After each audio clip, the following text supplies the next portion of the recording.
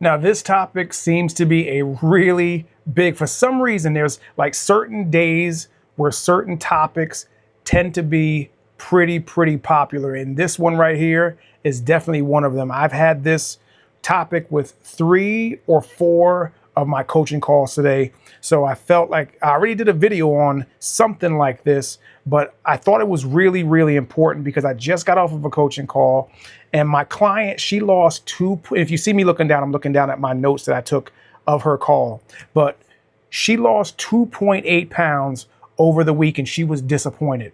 Now, I know most people are probably hearing this and be like, wow, I wish I could lose 2.8 pounds.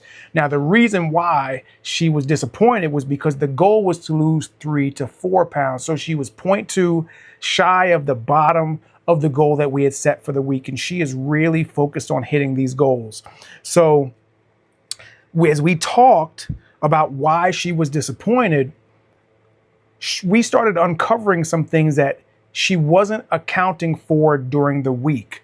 And all of these things stem back to not accurately tracking her food. So she said she realized that she was overeating vegetables. Now, again, this is not that big of a deal because it's very difficult to overeat vegetables. Now, I keep all of my clients, at least for the first month and a half, away from the higher starch vegetables. So the vegetables we like to stick with is leafy greens and those types of vegetables, low in carbs, high in fiber, and I guess high fiber meaning high net carb, low net carbs.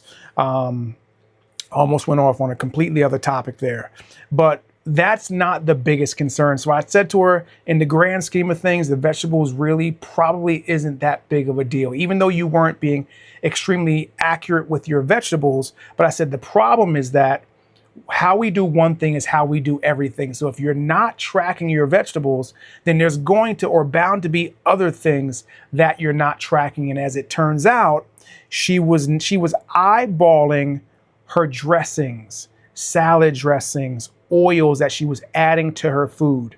And we talked about the importance of being extremely accurate because the oils and the salad dressings oftentimes are things that we don't take into consideration, things that we don't measure. And this is where a lot of the hidden calories and a lot of the hidden fats are when you're not measuring those things. And I can be guilty of this as well, where I'll measure everything else except for the dressings that I add to foods. Now, with my goal is not weight loss. I would much rather try to gain weight than lose weight, but that's neither here nor there.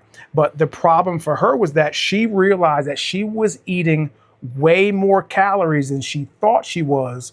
Again, wasn't that big of a deal because she's still she's going into her 3rd week in my program and she's averaging about 3 pounds a week from what she lost the first week and what she lost the second week. So still, that was not something that held her back from progressing, but it was one of the factors where we said, well, what could have been the difference if that hadn't been? So what we said was this week, her main goal is to track everything accurately. I told her, if it has calories in it, you need to track it, because that alone, if that's the only thing you change over this next week, you make sure you accurately track everything and you're not trying to eyeball anything or not trying to guess.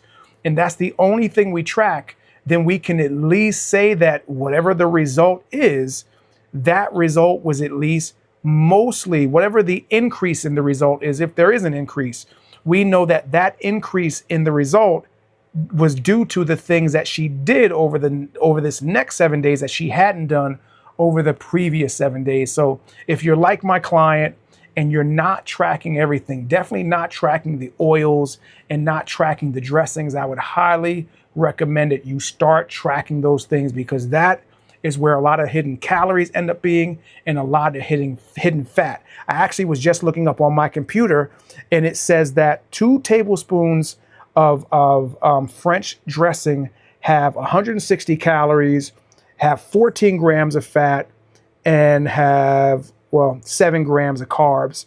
So think of it. I know that I've done the measurements before, and I looked at, okay, what does 2 tablespoons of a dressing look like compared to how much dressing that I would actually add to a salad if I was just adding it on the salad.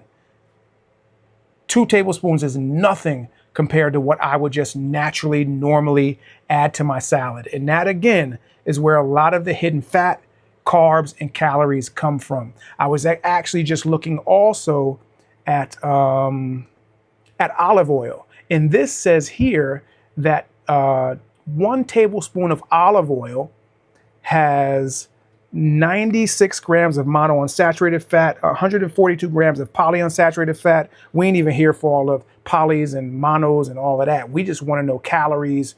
It has 119 calories, 14 grams of fat, and it has 0 carbs. So this is 14 grams of extra fat, 119 calories. Now, again, this is necessarily not something, I'm sure if you looked at, because I normally use olive oil or avocado oil as a base for a salad dressing. So I don't use regular salad dressings.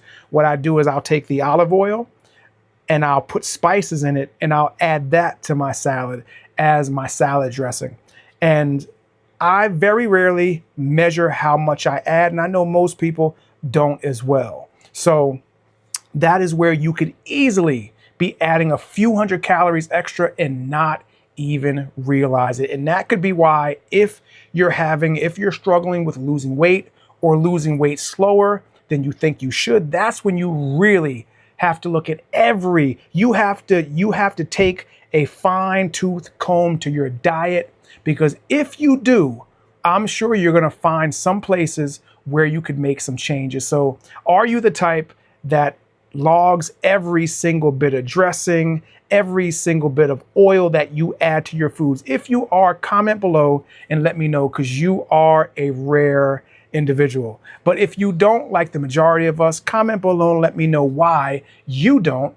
And if you need any help on your journey, click the first link below in the description, fill out the form, and the two of us will figure out what we need to do together to get you from where you're at to where you want to be. And as always, the first coaching call is free.